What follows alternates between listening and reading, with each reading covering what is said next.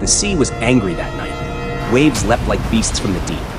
The boat was tossed like a toy, each crash of water louder than the last.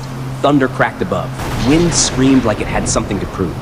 And then, through the storm, through the chaos, a figure appeared. Not floating, not flying, but walking. Step by step across the surface of the sea. No boat, no fear, just presence. It was Jesus. But friend, this isn't just a story about walking on water. It's about you. It's about me. It's about when life gets violent and we feel alone, because in your fiercest storm, he still walks toward you. Before we dive into today's story, make sure to subscribe to my YouTube channel, give this video a like, and share it with your friends. Thank you. And now, let's get started. It began as a day full of wonder. Jesus had spoken to thousands. People from every town had followed him to a quiet hillside, hungry not just for bread, but for truth. And with just 5 loaves and 2 fish, he fed them all. Over 5,000, food multiplying in his hands. The people cheered. Whispers of Messiah filled the air. Some wanted to crown him right then and there. But Jesus had a different kingdom in mind. No throne of gold could hold the weight of his mission. No earthly crown could fit the head destined for thorns. He told his disciples to get in the boat and go ahead of him to the other side. Then he turned to the crowd, dismissed them, and climbed the hills alone. No followers, no applause, just Jesus and the quiet hush of the mountain breeze. And there, with the stars above and the wind whispering through the olive trees, he prayed.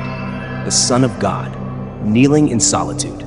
Even miracle workers need moments of stillness. Not to escape, but to connect, to be with the Father. Far below, the disciples rowed across the Sea of Galilee.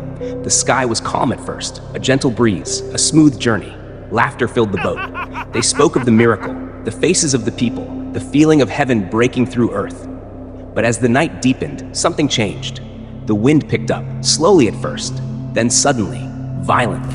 Clouds devoured the moon. Rain began to fall in sheets. Then came the waves, high, relentless, angry.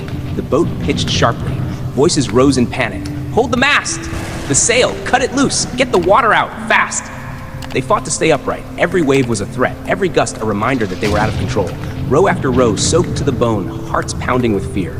And yet Jesus remained on the mountain, watching, praying, waiting. The storm raged, but he was not unaware.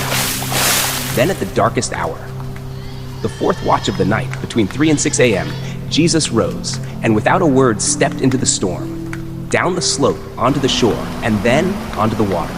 The same water that swallowed ships, that terrified seasoned fishermen, now bent under his feet. The disciples clung to their boat. It rocked, it pitched, it groaned. And then someone saw something. A shape, a figure through the mist. A voice cried out, "What's that? Do you see that? It's a ghost." Panic erupted. Men screamed. The impossible had just appeared. A figure walking, not sinking, walking across the waves. Fear wrapped around them like the storm itself. But then, the voice, calm, rich, steady as stone. Jesus said to them with a loud voice, "Take heart, it is I. Do not be afraid."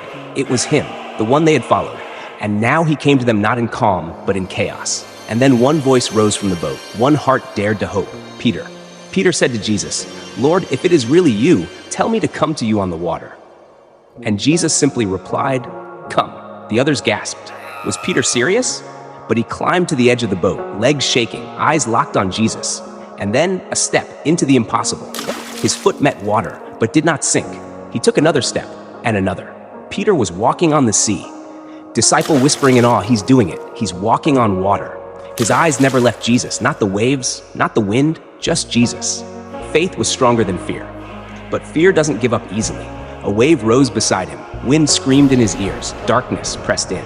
And for just a moment, Peter looked away. He saw the storm, not the Savior, and he sank. Water wrapped around his legs, cold, crushing. And he cried out, desperate, drowning, "Lord, save me." And immediately, not later, not eventually, immediately, Jesus reached out and caught him. Strong, secure, safe. Jesus looked into Peter's eyes and said, "Oh, you of little faith, why did you doubt?" Then together, they stepped into the boat, and the moment they did, the storm stopped, like it had never existed. The sea lay still like glass. The wind vanished, peace complete, silence as if even nature bowed. And the disciples, They didn't cheer, they didn't speak.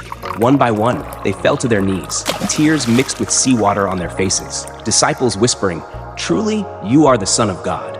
Because now they knew. This wasn't just a teacher. This wasn't just a prophet. This was the one who commands the storm. Not from the shore, but from inside it. Friend, this isn't just their story. It's ours, because you and I, we have storms too. Maybe it's grief, fear, failure. That thing that keeps you up at 3 a.m., tossing like a boat in a tempest. And sometimes Jesus doesn't calm the storm right away. Sometimes he walks into it instead, towards you, step by step. Faith isn't never sinking. It's knowing who to call when you do. When Peter's voice echoed, "Lord, save me," the hand still reached, every time. The sea went calm, the sky cleared, but something bigger had shifted. That night, the disciples didn't just survive a storm. They saw their Savior, Lord of the deep, Master of the wind, Commander of fear. And now, so do you. So the next time your boat rocks, the next time fear roars like thunder, remember this moment.